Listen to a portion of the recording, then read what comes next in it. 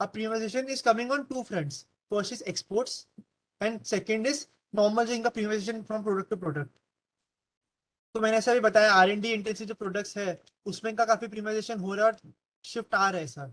और secondly if we can cover here, जैसे डीकेल का आई सेड बिफोर कि ये प्रॉपर कमोडिटाइज प्रोडक्ट है, but if one will see इनका 35.8% से मतलब 49.5% से सीधा शिफ्ट आ गई 35.8%. तो इफ वन विल सी इनका जो प्रॉपर जैसे जो 24% था अभी 18% आ गया. इनके जो भी मतलब कमोडिटाइज प्रोडक्ट्स थे उसका trend is decreasing in that total revenue mix. तो इसके से इनकी रिवेन्यू मिक्स जैसे आप लास्ट 3-4 साल की परफॉर्मेंस देखोगे तो even the auto segment has perform terribly, still इनका रिवेन्यू ग्रोथ तो आ रहा है पर इनका प्रॉफिट ग्रोथ और अच्छा आ रहा है बिकॉज ऑफ दिस प्रीमियमाइजेशन का ट्रेंड, बिकॉज इनका प्रोडक्ट मिक्स ही चेंज हो जा रहा है. और साथ में इनका कंज्यूमर ड्यूरेबल्स का सेगमेंट का रिवेन्यू ग्रोथ बढ़ गया जिसके से they were relatively shielded from adverse effects of OEM shutdowns.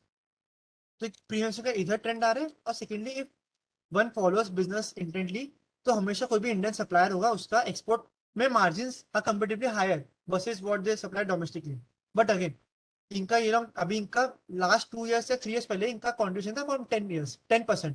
अभी इनका current contribution stands eight 17.6%. And also ये लोग कंट्रीब्यूट करते हैं टुवर्ड्स यूएसए यूरोप एंड ये सब, इसलिए टेम्पररी स्लोडाउन आ सकते हैं इनके ये मतलब एक्सपोर्ट बिजनेस में. जैसे one will C Q1 FY23 का कॉन कॉल तो दे मेंशन कि यूरो स्लोडाउन की वजह से इनका करंट बिजनेस थोड़ा हैम्पर हुआ था, but long term trend is still intact. Now why I am saying it is still intact, तो व्हाट दे मेंशनड इज कि अगर किसी को चूज करना होता है अपना client, if some foreign company wants to global OEM wants to select a client, तो हाउ विल दे चूज कि हमको यूरोप से सोर्स करना है, अमेरिका से सोर्स करना है या इंडिया से सोर्स करना है. So what they perceive is कि यूरोप या अमेरिका की जो क्वालिटी होगी it will be better than India, ऐसा they perceive suppose. But even if India is able to provide the same product at less than 10% cost, then they might source from India. So what they say ki we believe that our quality is at par with other companies and our costs are much lesser than 10% differential. So they expect कि suppose वो 100 रुपए में दे तो we can easily source at 70-80 rupees, not even 90 rupees. So इसके से they expect और they are making inroads. जैसे they won the business of Whirlpool Global, Alodia, that it is a big company in Latin America. उनका they won business. तो ये सब business wins से they expect कि exports का growth आगे अच्छा आ पाएगा. And one key aspect that one needs to understand is this industry overall is not very capital intensive. तो आज suppose they have set up a plant in Bangalore जिसके utilization rates खाली 50% है, तो भी वो खाली वो प्लांट से अक्रॉस द ग्लोब में सप्लाई कर सकते हैं सेम चीज. उनको हर जगह जाके प्लांट सेटअप करने की नीड ही नहीं. क्यों? क्योंकि एस्थेटिक्स का जो वेट होता है वो काफी कम होता है, तो उसके से वो हर जगह उनका मूवमेंट बहुत स्लीकली कर सकते हैं सर. तो उनको आगे कहीं पे भी ग्रोथ करना है तो उनको कुछ अलग से कैपेसिटी एक्सपांशन करने की उतनी नीड नहीं पड़ेगी. तो that is one major benefit that this business has.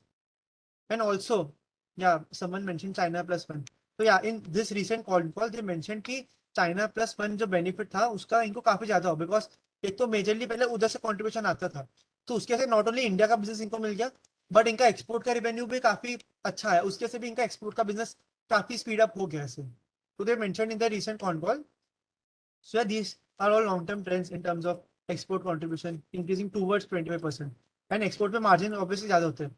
तो end of the day इनका EBITDA margins will ultimately increase. And if one sees their ability to service demand. So as I said कि अभी 20% से next 5 years में growth आने वाली. But how will they service this demand? That is one key aspect. Are they having any facilities ready to service the demand? So they have 6 facilities in India. And इनका जो facility है वो it is very fungible. वो same facility में अपने कोई भी product produce कर सकते हैं. इनका जो बेंगलुरु प्लांट है उसमें they have their R&D unit, तो जल्दी से R&D यूनिट करके they can easily start development stage जल्दी. And since they have 6 warehouses across the country, तो कहीं पे भी जाके इजीली सप्लाई कर सकते हैं. एंड इनकी ग्लोबल स्ट्रेटेजी भी यही है. सपोज हमको एक्सपोर्ट का बहुत ज्यादा बिजनेस स्केल अप होगा तो we will setup customer interfacing outlets. मतलब हम प्रोड्यूस इधर से करेंगे बट डायरेक्ट कस्टमर से जो बात कर पाए ऐसे आउटलेट्स हम उधर कर देंगे जिससे बेसिकली उनके रिटेल आउटलेट्स हो जाएंगे ग्लोबल सिनेरियो में. तो उसके से कोई तो केपेक्स करने की इतनी नीड नहीं पड़ेगी. बट स्टिल इन्हें जो एक्सोटेक का एक्विजिशन करा था in that chrome business is scaling up much faster than they expected. इसकी वजह से they are slating to do capex of 100 CR for the next 2 years, जिसमें 50 crores would be in this year and 50 crores in the next year. So that has revenue potential of 170 crores. So as I said again, इसके EBITDA margins are much higher, but their asset turnovers are much lower. So one needs to be cognizant of that fact. So they are doing capex in that front, and other than that, if you will see, one will think कि अच्छा पर अभी तो industry में growth आना start हो रहा है, तभी इनके और कोई केपेक्स क्यों नहीं कर रहे? तो if one will C one second, इनने तो रिसेंटली केपेक्स करा था जब ऑटो साइकिल डाउन में थी 2018-19 में, तो उसके से भी इनकी काफी कैपेसिटी ऑलरेडी अवेलेबल है। और एंड रिजल्ट इज इनकी 2 प्लांट्स हैं, बेंगलोर में और पुणे में। Again this is from DRSP। So if one will see इनके एवरेज यूटिलाइजेशन रेट्स हम देखेंगे हर सेगमेंट में close to that total utilization rate देखे तो 44% जितना ही है, और पुणे में 52% ही है। और इनका current control if you will check तो वो अभी भी बोल रहे हैं कि 55% जितना ही हमारा करंट यूटिलाइजेशन रेट है। तो इनका काफी स्कोप है कि बिना एक्सपेक्ट मतलब कैपेसिटी बढ़ाए भी आराम से सर्विस कर सकते हैं डिमांड। तो capacity is not a problem for this business. And again as I said 6 warehouses है and light weight of aesthetics है, तो ट्रांसपोर्ट इजी होता है। Then R&D and innovation.